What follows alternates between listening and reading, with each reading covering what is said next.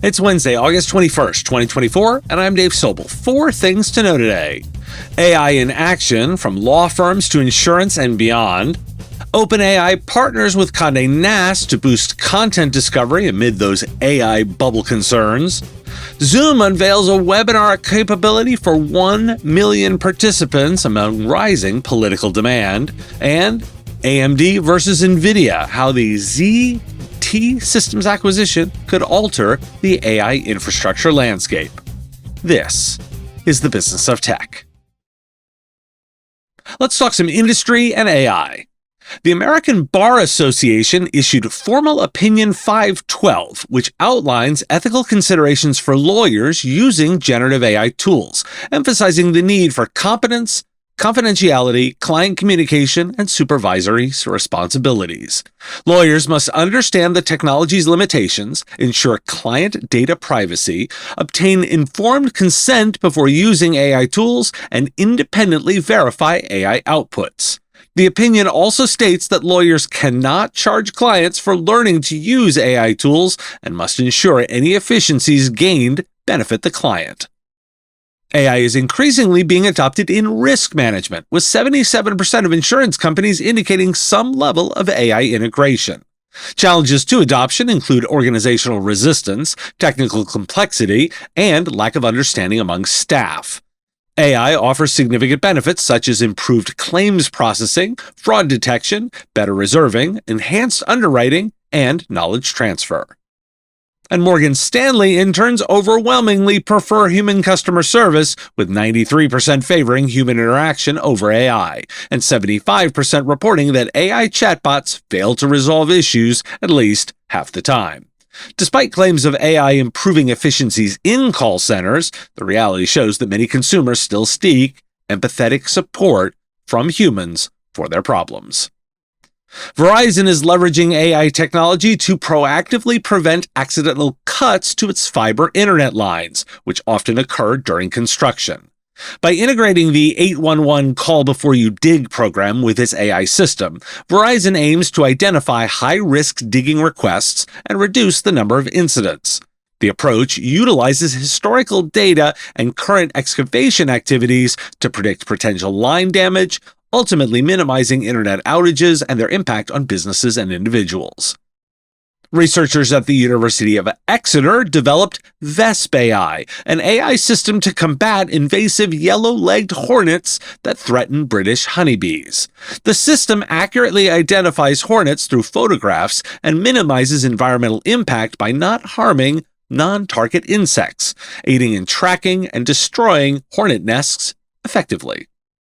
And Forbes covered how AI is increasingly being integrated into manufacturing, distribution, and warehousing, enhancing productivity and profitability.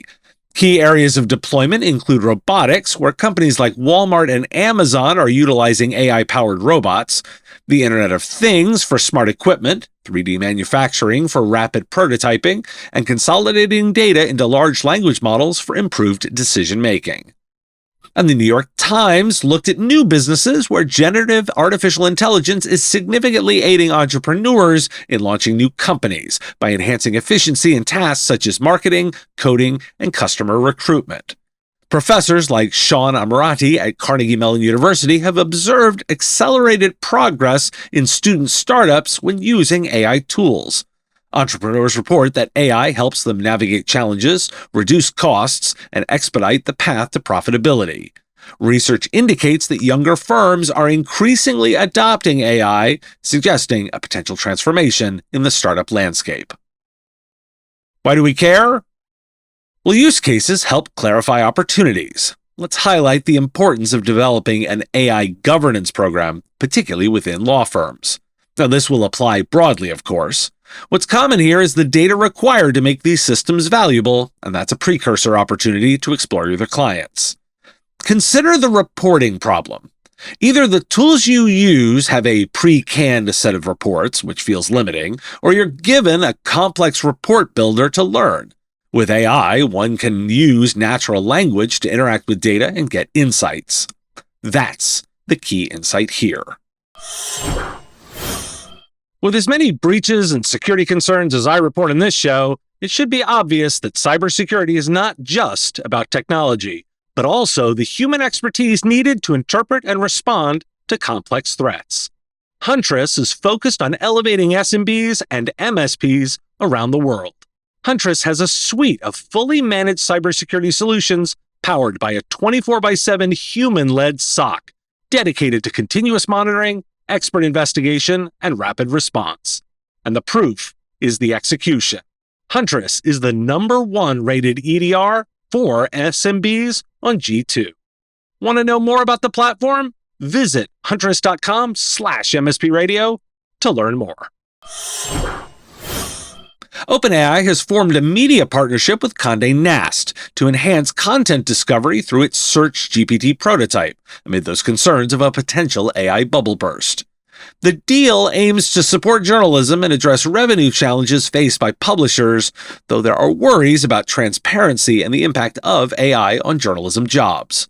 While some investors express caution about the sustainability of AI ventures, others are optimistic about the long-term potential of AI in the media landscape. And OpenAI has introduced fine-tuning capabilities for its GPT-4o model, allowing developers to customize it for specific applications with up to 1 million free tokens per day until September 23, 2024. This feature enhances model performance across various tasks, and OpenAI emphasizes safety and data privacy in its implementation. Successful case studies highlight the effectiveness of fine-tuning, with notable results in AI engineering and SQL tasks. Why do we care? I wanted to highlight the ongoing content deals in the AI space, which will likely influence how these chatbot tools trend over time.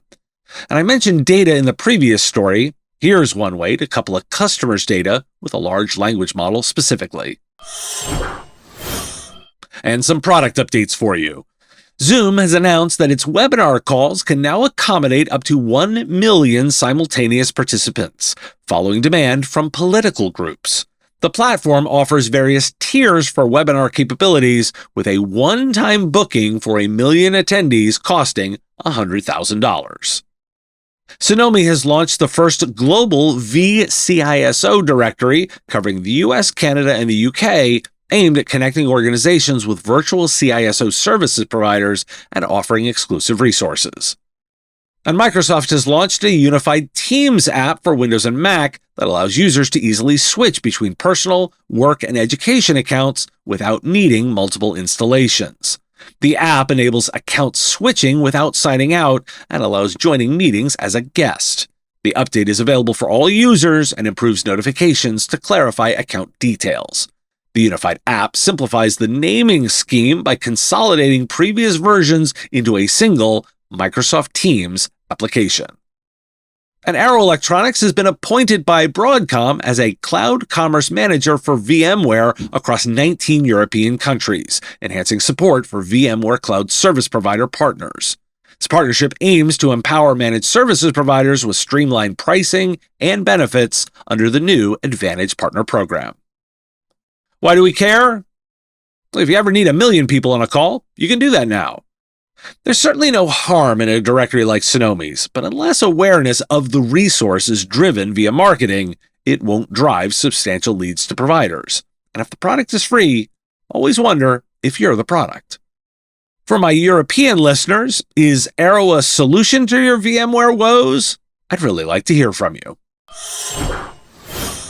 AMD is acquiring ZT Systems for $4.9 billion to enhance its AI capabilities and compete with Nvidia, which currently leads in AI tech infrastructure. The acquisition aims to leverage ZT's design engineers to provide customized hardware and software solutions for data centers, addressing AMD's previous weaknesses in this area. This move is part of AMD's broader strategy to narrow Nvidia's lead through mergers and acquisitions, following recent purchases including Silo AI, Xlinux, and Pensando Systems. Why do we care? Well, this is a notable story as AMD bulks up to fight Nvidia.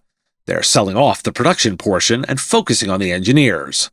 We'll be watching for developments. With Nvidia being of such value and the only player, there will be competitors making their move. Chips are interesting again.